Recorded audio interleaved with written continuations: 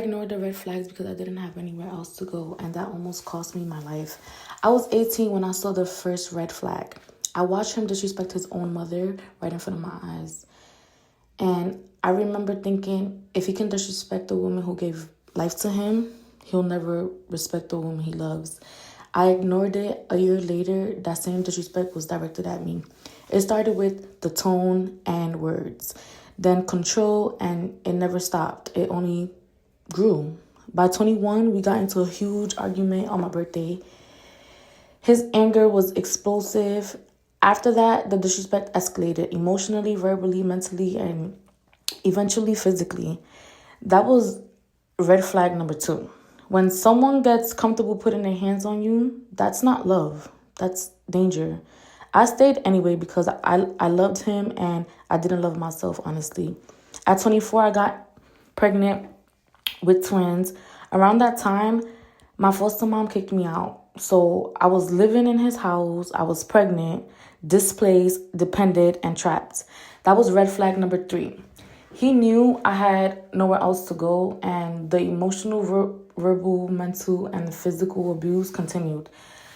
Then January come, I got a call that my grandmother was dying. Days later, he ran multiple red lights out of anger and crashed the car with me inside. We could have died.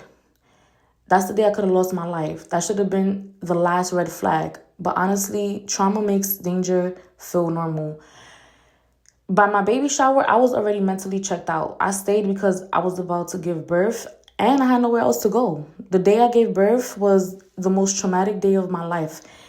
He was drunk. My birthing room was full of people I didn't want there. I needed guidance, protection, reassurance, and he said he didn't care.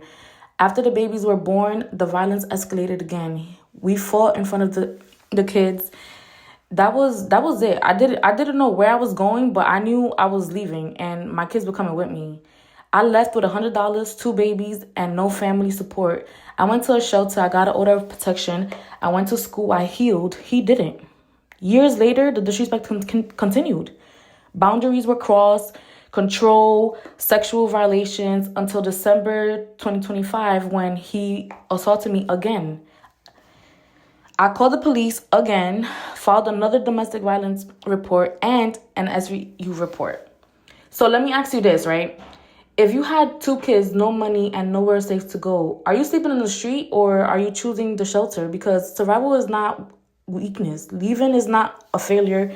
And choosing safety for your children is strength.